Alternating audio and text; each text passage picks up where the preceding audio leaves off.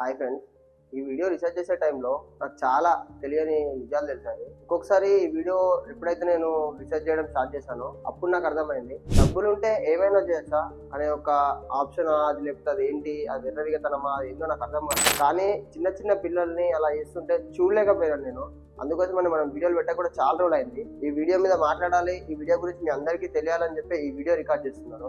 చిన్నప్పుడు మనం వీళ్ళ నేమ్స్ వింటుంటే వీళ్ళు మనకు రోల్ మోడల్ కానీ, వీళ్ళు మనకు ఇన్స్పిరేషన్ కానీ, అరే వీళ్ళలా ఒక రోజు మనం బతకాలి, వీళ్ళలాగా మనం ఒక రోజు పైసలు సంపాదించాలి, వీళ్ళలాగా మనం ఒక రోజు ఎదగాలి అని చాలా వరకు నేను ఒక్కనే కాదు, మీరు కూడా చాలా మంది అనుకొని ఉంటారు.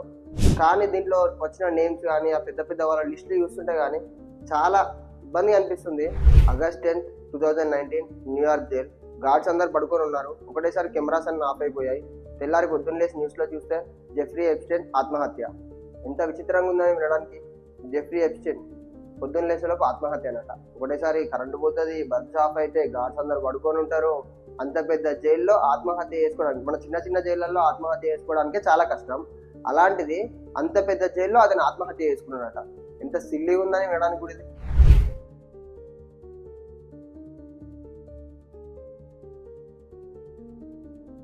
నమస్తే ఫ్రెండ్స్, మీరు నా ఛానల్కి ఫస్ట్ టైం వచ్చినట్టుంటే కింద ఉన్న సబ్స్క్రైబ్ బటన్ ప్రెస్ చేయండి, పక్కనున్న బెల్ ఐకాన్ని పక్కా క్లిక్ చేయండి. మీకు ఎప్పటికప్పుడు నోటిఫికేషన్స్ వస్తూనే ఉంటాయి.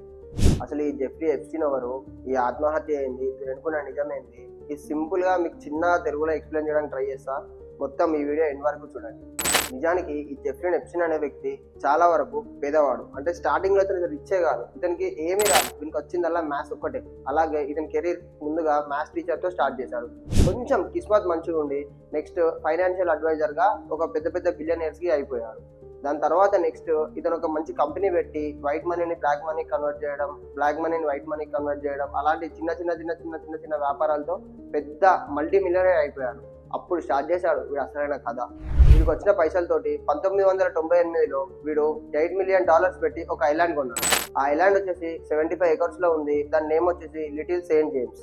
మనం బయట నుంచి చూస్తే మనకు చూడడానికి లాట్ ఆఫ్ గ్రీనరీ, అంటే చుట్టూ మంచి మంచి చెట్లు, మంచి మంచి బీచ్లు, మంచి మధ్యలో ఒక మహల్ లాంటి ప్యాలెస్, ఇంకా పెద్ద పెద్ద రాజులు రావడానికి ఒక హెలిప్యాడ్ కూడా ఉందట.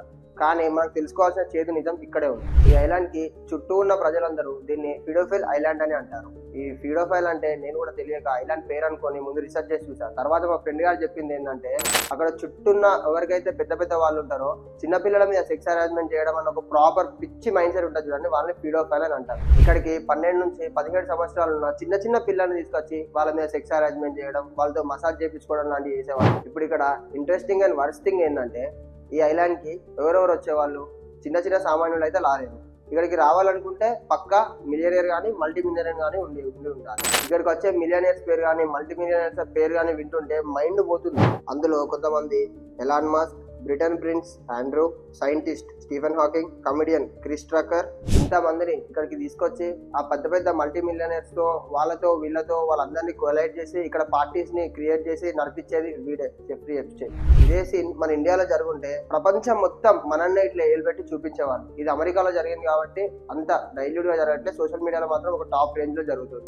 కానీ ఇక్కడ వర్స్ట్ థింగ్ ఏంటంటే, అమెరికా దీన్ని పాలిటిక్స్ కోసం వాడుకుంటుంది, చిన్న చిన్న పిల్లల్ని పాలిటిక్స్ కోసం వాడుకుంటున్నారు. అసలు ఇదంతా బయటికి ఎలా వచ్చింది, అసలు ఇదంతా ఎలా స్టార్ట్ అయిందంటే, మనం ఇక్కడ విక్టిమ్స్ నేమ్ మాట్లాడుకోవద్దు కానీ ఇక్కడ ఏ అండ్ బిగా ప్రకటించి మాట్లాడుకుందాం. ఏ అనే గర్ల్ ఉంది, బి అనే గర్ల్ ఉందని మనం చెప్పుకుంటూ ఎగ్జాంపుల్ తో మనం మాట్లాడుతాం. ఒక రోజు ఏ అనే గర్ల్ కి చాలా మనీ అవసరం ఉంది. తన ఏజ్ వచ్చేసి 14 years. తను వాళ్ళ బి అనే ఒక ఫ్రెండ్ దగ్గరికి వెళ్ళి ఇలా చెప్పింది, నాకు ఇట్లా మనీ అవసరం ఉంది, అది ఇది అని.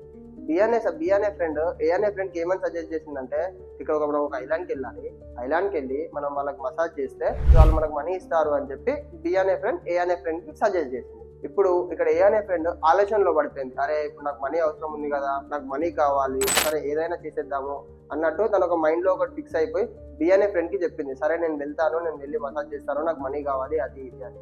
అయితే ఇక్కడ ఏ అనే ఫ్రెండ్ ఆల్రెడీ ఐలాండ్కి వెళ్ళిపోయింది. ఐలాండ్కి వెళ్ళిపోయి అక్కడ కూర్చుంటే అప్పుడే అక్కడ నుంచి ఒక ముసలోడు వచ్చిండు, వాడే జెఫ్రీ ఎప్స్టైన్. వాడు అక్కడికి వచ్చి ఏ అనే అమ్మాయిని తిట్టడం స్టార్ట్ చేసిండు, నువ్వు ఇంకా క్లాత్స్ లోనే ఉన్నావు, ఇంకా క్లాత్స్ వేరు తీసేయలేదు, ఏంది అది ఇది, ఇంకా మసాజ్ చేయాలి అది ఇది అని. అప్పుడు ఏ అనే అమ్మాయికి ఏం అర్థం కాక, నేను ఇక్కడ నుంచి వెళ్ళిపోతాను, నాకు మనీ వద్దు ఏమొద్దు అని అక్కడ నుంచి వెళ్ళిపోదామని ట్రై చేసింది. కానీ ఈ జెఫ్రీ ఎప్స్టైన్ ఏం చేశాడంటే, ఆమెను అక్కడనే కూర్చోబెట్టి మనీని ఇంక్రీజ్ చేసుకుంటూ వెళ్ళిపోయాడు. తన దగ్గర ఉన్న పైసలతోటి ఈ చిన్న అమ్మాయిని లొంగ తీసుకున్నాడు. ఏదో ఒక టైంకి ఒక సర్టెన్ పాయింట్లో అమ్మాయి ఏం చేసిందంటే నాకు ఓకే అని చెప్పి మసాజ్ చేయడం స్టార్ట్ చేసింది. ఎప్పుడైతే తను మసాజ్ చేయడం స్టార్ట్ చేసిందో దాని తర్వాత నుంచి జెఫ్రీ ఎప్స్టీన్ అనేటోడు ఆమెను ఇష్టం ఉన్నట్టు ముట్టుకోవడం కానీ అది కానీ ఇది కానీ చేయడం ట్రై చేసింది. దాని తర్వాత ఆ ఏ అనే అమ్మాయి అక్కడి నుంచి వాళ్ళ ఇంటికి వచ్చేసింది. ఏ అనే అమ్మాయి ఇంటికి వచ్చిన తర్వాత అప్పటికే 1 వీక్ అయింది, 10 days అయింది. తను డిప్రెషన్లో ఉండిపోయింది. తను డిప్రెషన్లో ఉండడం వాళ్ళ పేరెంట్స్ అబ్జర్వ్ చేసి ఒకసారి మన దగ్గరకు తీసుకెళ్ళి ఆమెతో మాట్లాడారు. ఏమైందమ్మా అంటే తను చెప్పడం స్టార్ట్ చేసింది. ఇక్కడ మనం వాళ్ళ పేరెంట్స్ని హ్యాట్సప్ చేసి మెచ్చుకోవచ్చు. ఎందుకంటే తనను కొట్టకుండా కానీ తనను ఏమనకుండా కానీ తనకి సపోర్ట్ చేస్తూ వాళ్ళు వెళ్ళి ఫస్ట్ కేసుని ఫైల్ చేశారు. ఇదే జెఫ్రీ ఎప్స్టీన్ మీద ఫైల్ అయిన ఫస్ట్ కేసు. వీడికి ఫస్ట్ కేసు ఫైల్ అయిన తర్వాత వీళ్ళ దగ్గర ఉన్న మనీ తోటి వీడు బయటకు వద్దామని చాలా వరకు ట్రై చేశాడు. వీడు ఇంతవరకు మనం మాట్లాడుకున్నట్టు ఏ అండ్ బి అమ్మాయిలు ఉన్నారని చెప్పాను కదా. ఏ అనే అమ్మాయికి బి అనే అమ్మాయి సజెస్ట్ చేసింది. ఈ బి అనే అమ్మాయి కూడా వేరే అమ్మాయి సజెస్ట్ చేయడం జరిగింది. సో అలానే ఇది చైన్ రూపకంగా ఇలా జరుగుతూ పోయింది. వీడు బి అనే అమ్మాయికి ఏం చెప్పాడంటే, నువ్వు తక్కువ ఏజ్ ఉన్న పిల్లల్ని తీసుకొనిరా, నేను నీకు దాంట్లో నుంచి పర్సెంటేజ్ ఇస్తా అని మాట్లాడడం జరిగింది. అలాగే ఇది ఒక చైన్ రూపకంలో ఒకరికి సజెస్ట్ చేయడం సజెస్ట్ చేయడం వల్ల ఇది పెద్దగా మారిపోయింది. అమెరికాలో 2 laws ఉంటాయి. ఒకటి సెంట్రల్ లా, ఒకటి స్టేట్ లా. సెంట్రల్ లా వచ్చేసి 18 years వరకు, స్టేట్ లా వచ్చేసి 14 years వరకు. కొన్ని స్టేట్స్ కి మాత్రమే స్టేట్ లా ఉంటుంది. వీనికి సెంట్రల్ లా ప్రకారం 18 years ఉన్న వాళ్ళ కంటే మైనర్లను తీసుకొచ్చాడు కాబట్టి వీనికి జైలు శిక్ష పడింది. ఆ జైలు శిక్ష కూడా ఎంత ఘోరంగా అంటే వీడు మార్నింగ్ వర్క్కి వెళ్ళిపోతాడు, జస్ట్ పడుకోవడానికి మాత్రమే జైలుకి వచ్చేవాడు. నేను ఎప్పుడైతే రీసెర్చ్ చేయడం స్టార్ట్ చేశానో నాకు చాలా వరకు ఫొటోస్, చాలా వరకు మెయిల్స్, చాలా వరకు వీడియోస్ అన్ని దొరికింది. సో అన్నిటి నేను లాస్ట్లో కానీ మధ్యలో కానీ ఎక్కడో ఒకటి వేయడానికి ట్రై చేస్తాను.